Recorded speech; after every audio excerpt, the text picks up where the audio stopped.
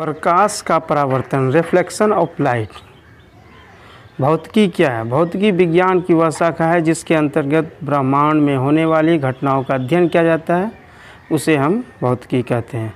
प्रकाश क्या है? प्रकाश एक प्रकार की ऊर्जा है जिसकी सहायता से हम किसी वस्तु को देख सकते हैं या देख पाते हैं। प्रकाश स्रोत क्या है?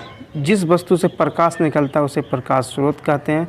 प्रकाश स्रोत को कितने वर्गों में बांटा गया है? प्रकाश स्रोत को मुख्यतः 2 वर्गों में बांटा गया है, प्रदीप्त प्रकाश स्रोत और अप्रदीप्त प्रकाश स्रोत।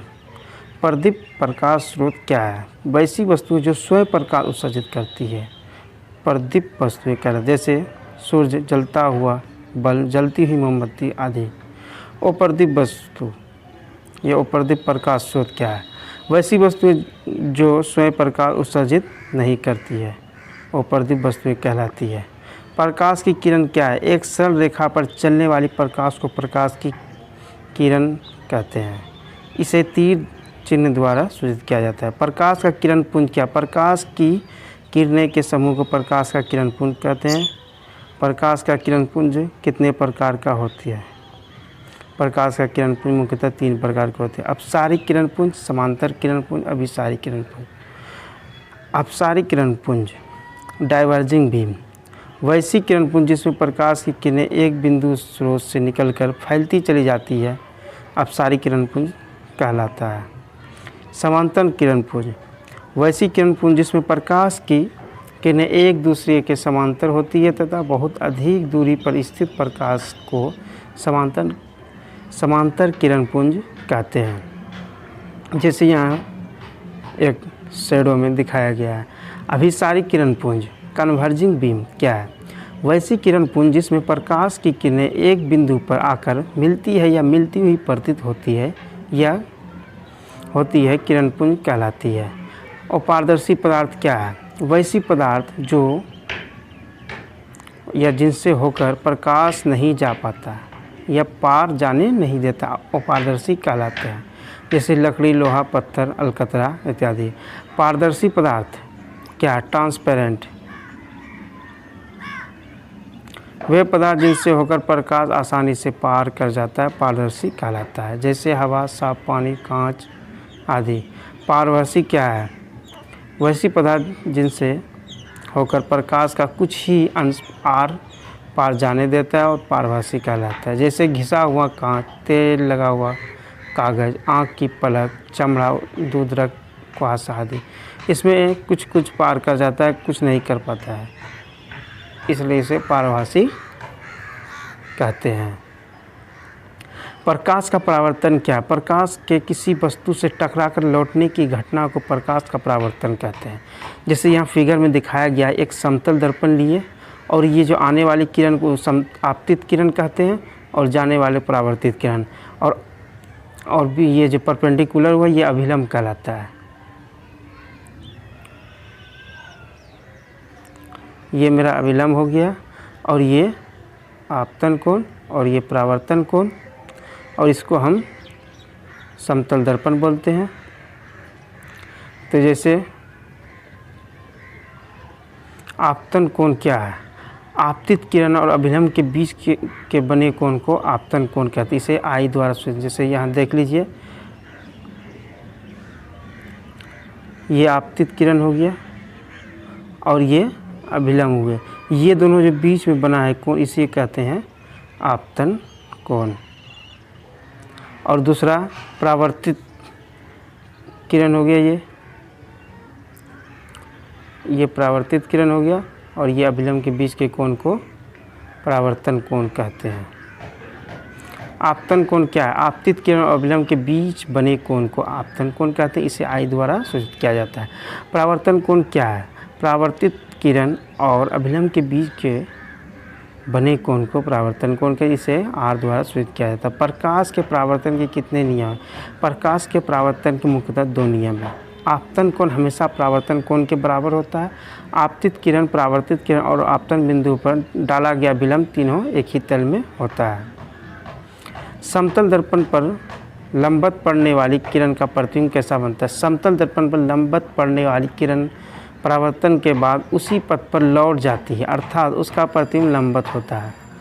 प्रतिबिंब क्या है? किसी बिंदु स्रोत से आती प्रकाश की किरणें दर्पण से परावर्तन के बाद बिंदु पर मिलती है या जिस बिंदु से आती ही प्रतीत होती है उसे उस बिंदु स्रोत का प्रतिबिंब कहते हैं। प्रतिबिंब कितने प्रकार की होती है? प्रतिबिंब मुख्यतः 2 प्रकार की होती है। वास्तविक प्रतिबिंब जिसको इंग्लिश में बोलते हैं रियल इमेज, आभासी प्रतिबिंब, काल्पनिक। आभासी को काल्पनिक प्रतिबिंब भी कहा जाता है। Virtual image. वास्तविक प्रतिबिंब किसी बिंदु स्रोत से आती प्रकाश की किरणें दर्पण से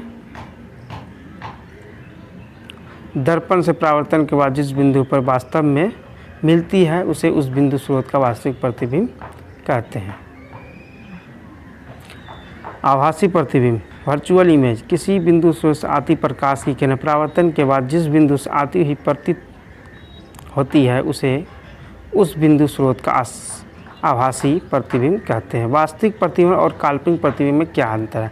वास्तविक प्रतिबिंब और काल्पनिक प्रतिबिंब निम्नलिखित अंतर है। जैसे वास्तविक प्रतिबिंब किरणों के वास्तविक कटान से बनती है, जबकि काल्पनिक प्रतिबिंब किरणों के काल्पनिक कटान से बनती है। वास्तविक प्रतिबिंब को पर्दे पर उतारा जा सकता है, जबकि काल्पनिक प्रतिबिंब को पर्दे पर नहीं उतारा जा सकता है। वास्तविक प्रतिबिंब वस्तु की अपेक्षा उल्टा होता है, जबकि काल्पनिक प्रतिबिंब वस्तु की अपेक्षा हमेशा सीधा होता है। वास्तविक प्रतिबिंब को सीधी रेखाओं द्वारा दर्शाया जा सकता है, जबकि काल्पनिक प्रतिबिंब को टूटी हुई रेखा द्वारा दर्शाया जा सकता है। जैसे डॉट डॉट ये हो गया, तो ये हो गया मेरा काल्पनिक प्रतिबिंब को दर्शाने का। समतल दर्पण में प्रतिबिंब कैसे बनता है? तो समतल दर्पण में किसी वस्तु का प्रतिबिंब दर्पण से उतना ही पीछे बनता है जितना वस्तु समतल दर्पण से आगे होता है। जैसे घर में जो समतल दर्पण होता है उसमें आप लोग देख सकते हैं कि जितना नज़दीक आप जाइएगा तो उतना ही दूर मतलब दर्पण में दिखाई देगा। तो इसीलिए इसका वस्तु दूरी बराबर हो जाता है प्रतिबिंब। जितना दूरी पर वस्तु उस प्रतिबिंब की दूरी भी बराबर हो जाता है। पार्श्व परिवर्तन किसे कहते हैं? लेटरल रिफ्लेक्शन क्या है? इसको हम आसान भाषा में समझते हैं। लेटरल रिफ्लेक्शन जैसे मान लीजिए कि हम शीशा में अपना चेहरा देखते हैं तो दाहिना हाथ बायां हो जाता है और बायां हाथ दाहिना हो जाता है। तो यही लेटरल रिफ्लेक्शन है। जब वस्तु का दाहिना भाग समतल दर्पण में प्रतिबिंब का बायां भाग तथा वस्तु का बायां भाग प्रतिबिंब का दाहिना भाग दिखाई पड़े तो ऐसे परिवर्तन को पार्श्व परिवर्तन कहते हैं। समतल द्वारा बने प्रतिबिंब को विशेषताओं को लिखें। तो निम्नलिखित विशेषताएं हैं। प्रतिबिंब दर्पण के पीछे बनता है। प्रतिबिंब का आकार बहुत वस्तु के आकार के बराबर होता है। प्रतिबिंब वस्तु की अपेक्षा सीधा बनता है। प्रतिबिंब पार्श्विक रूप से उल्टा बनता है या आभासी होता है। यह दर्पण से उतना ही पीछे बनता है जितना वस्तु दर्पण से आगे रहती है। गोलीय दर्पण क्या है? गोलीय दर्पण उस दर्पण को कहते हैं जिसका परावर्तक सतह किसी खोखले गोले का एक भाग होती है। उसे प्रायः कांच के एक टुकड़े को रंजित कलई, ये क्या है?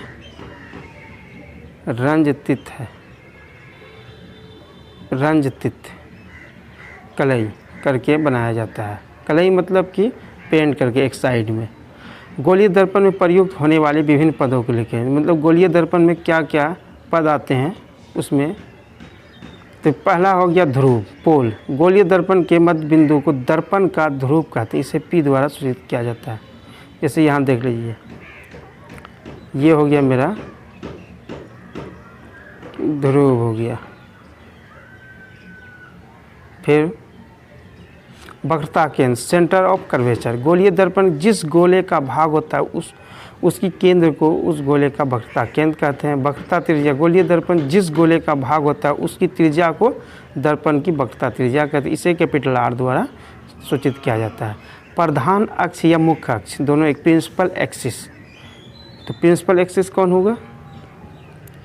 तो ये मेरा जो है ना प्रिंसिपल एक्सिस हो गया। तो गोलीय दर्पण के ध्रुव से वक्रता केंद्र को मिलाने वाली सरल रेखा को दर्पण का मुख्य अक्ष या प्रधान अक्ष कहते हैं।